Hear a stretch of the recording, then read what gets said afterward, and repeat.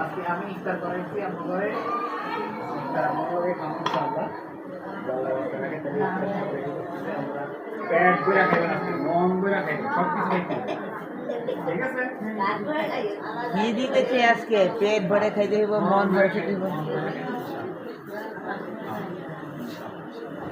সবাই একটু বেশি ইয়ে হয়ে গেল না একটু আরেকটু না আসা যাওয়ার জন্য আসা যাওয়ার রাস্তার জন্য ওরে ভালো দিল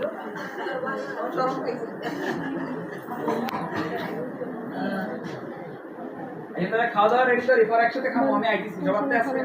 আজকে কত দ্রুত সবাই খেলে খাবো